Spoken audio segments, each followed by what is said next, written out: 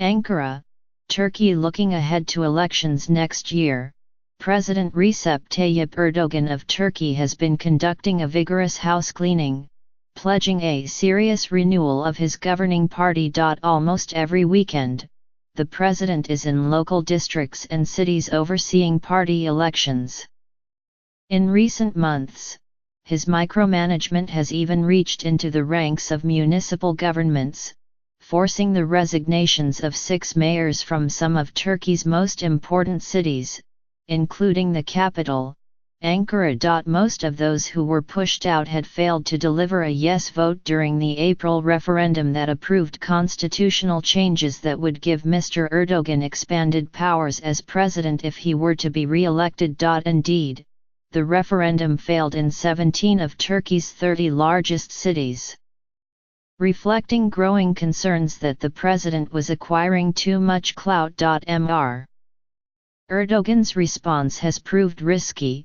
Not all the mayors were unpopular and all were elected, prompting opponents to condemn the moves as undemocratic.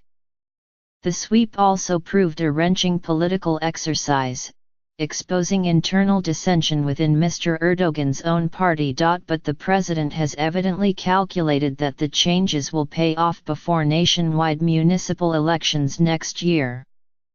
Political rivals suggest that Mr. Erdogan may even be preparing to call early presidential elections in July, if it appears that his popularity is slipping. The moves against the mayors come after the president already imprisoned and fired tens of thousands of police officers, judges, civil servants, journalists, and academics in the aftermath of last year's failed coup.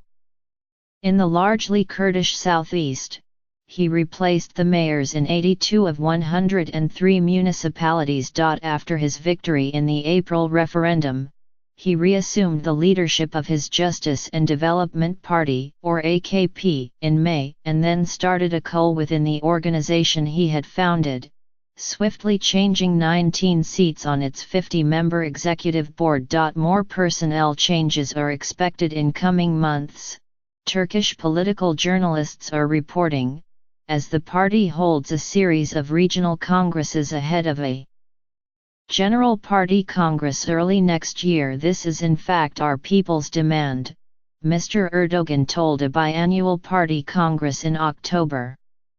We have to undertake this renewal process, need for change, and demand for refreshing, with our own will.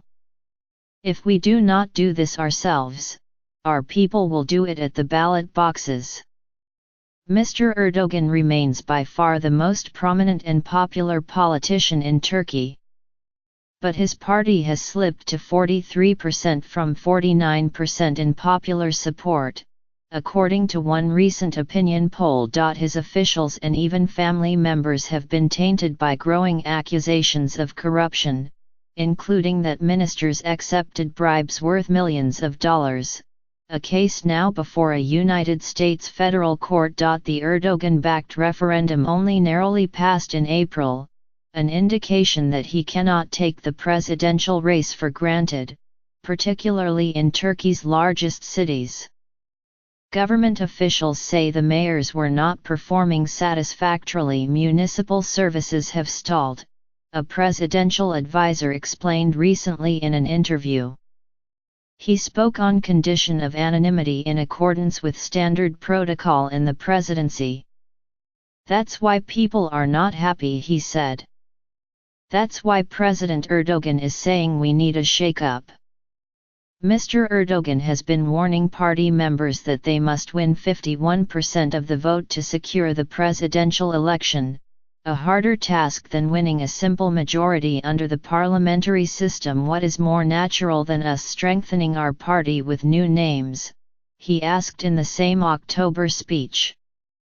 The reason we are discussing this issue so much is the current difficult conditions. These hard roads cannot be walked with tired bodies. One of the aims is to bring in new energy and fresh ideas because Turkey's electorate is becoming increasingly younger, Mehdi Eker, vice president of the AKP and member of parliament, said in an interview. "We are a young population," he said. "The median age is something like 32. One of the first things the new mayor of Ankara has done is to extend public transportation to run all night, a decision popular with the youth. Another measure has lowered the minimum age for holding public office to 18 from 25. Yet despite Mr. Erdogan's dominance of the party, the mayors did not go meekly. Several resisted for weeks, reluctant to step down. Perhaps the chief resistor was Melih Gökçek, an ebullient self-promoter who had served 23 years as mayor of Ankara, and whose position had seemed unassailable. After several meetings with the president, he eventually yielded. "Not because I am unsuccessful, not because I am tired," he told city officials and supporters at a final council meeting on October 28. "Only and only, I am fulfilling Recep Tayyip Erdogan's request." There was no love lost between Mr. Gökçek and Mr. Erdogan, both former mayors, and both ambitious businessmen and politicians. Mr. Gökçek wielded enormous patronage in Ankara through his municipal construction projects and local welfare programs, and with more than 4 million followers on Twitter, he was a potential political rival to Mr. Erdogan. Yet many residents and local officials were glad to see him gone, complaining of corrupt practices and ill-judged construction projects that have created unsustainable urban sprawl and even a shortage of water. The Chamber of City Planners in Ankara fought 600 court cases against Mr. Gökçek over the years, challenging the legality of much of his municipal work, said Orhan Sarıyaltun, the group's president. Political opponents criticized the manner of the mayor's dismissal, but did not shed many tears. "We are objecting to his resignation because it is against democracy," said Aylan Najliyaka, a member of parliament from Ankara who has been in dispute with the former mayor for years. "However, Melih Gökçek is of such a nature that no one can defend him," she said. "Putting a new Broom to his administration and changing mayors who could not deliver the vote makes political sense," said Soner Kagıptay, an author and political analyst. Mr. Erdogan cannot afford to lose the big cities, especially Istanbul, his hometown and power base, Mr. Kapadağ said. But the vetting has left a bitter taste.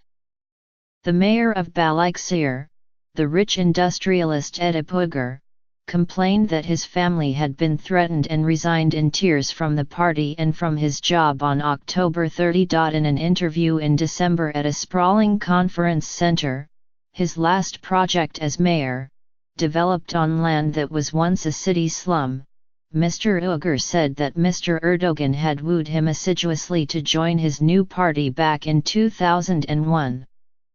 They had enjoyed success because the party had been open to discussion and new ideas, he said. Reading from his resignation speech, Mr. Uygur lamented that the party was turning into an autocracy and was devouring its own. "Does loyalty seem to be overtaking meritocracy?"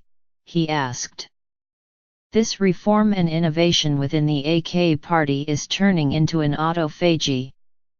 Hüseyin Çakır, an experienced political columnist and founder of a live streaming outlet, Medyascope TV, said the decisions may leave the party weaker, even if they concentrate more power with the president. "The greatest secret of his success has always been teamwork," Mr. Çakır said of Mr. Erdogan in a recent video blog.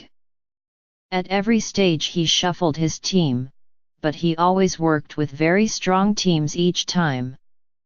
But the president was no longer sharing power with strong players. Step by step, he purged everyone who is capable of standing on their own feet," Mr. Çakır said. "He does not share power anymore, he allocates.